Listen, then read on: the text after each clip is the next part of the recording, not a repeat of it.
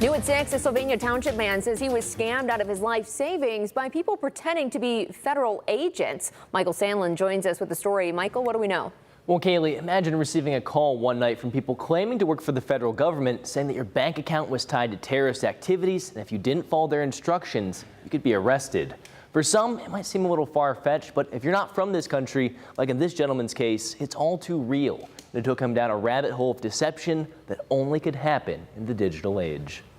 I'm having a sleepless nights because my hard-earned money is gone. This is Rama Bhamidipati, a man at wit's end after being the victim of an elaborate scam.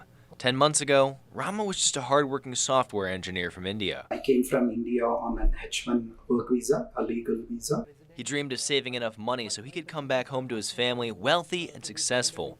So he kept his head down and worked long hours.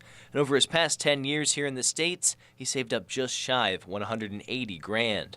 But little did he know that all that money was in jeopardy the moment he picked up the phone the afternoon of June 13th. I've received a call from a local police station number. The voice on the other end of the line claimed to be someone from the Sylvania Township Police Department, and they were about to transfer him to an FBI agent, and then someone from the Department of Homeland Security after that. One by one, they all accused Rama of some very serious crimes. There is some drugs being distributed under your SSN. There are some terrorist activities going on. And because they could connect it back to Rama's social security number, they were prepared to arrest him if he didn't cooperate. But the voices on the other end of the line said there was a way to avoid getting into trouble. First thing is we need to get you a new SSN and we need to freeze all your accounts and everything. All Rama needed to do was fill out a mountain of official-looking paperwork they faxed over to him and transfer all of his money, stocks, and cash into a Chase bank account so they could monitor his finances. And there was one rule. They mentioned that you can only discuss with your attorney, but not anyone else. But Rama didn't have an attorney, so he kept the issue to himself. And over the course of the following week, he dutifully filled out each sheet of fake documentation, then sold his company shares and transferred every hard-earned cent into the Chase bank account. But the next day, the so-called government agents called again and said that account wouldn't do either, and explained that a government-monitored bank account in Hong Kong would be even safer. So Rama received the transfer request and hit send, and never saw his money or heard back from any of the so-called agents ever again.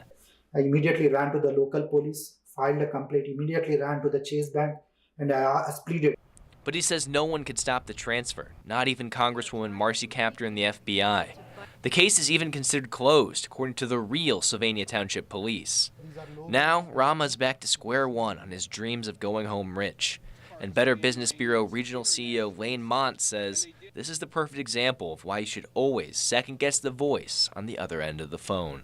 There are so many red flags here, but it's always easy to see them in hindsight after you know it's a scam. But one of them is being contacted by a government official purely by phone. All of these scams are, the main focus is to get you scared or hopeful, in this case scared. Mont says only 2% of scammers are caught each year, and their skills are only becoming more and more sophisticated. He says if it feels wrong, trust your gut and hang up the phone. Reporting in studio, I'm Michael Sandlin from WTOL 11. Other story.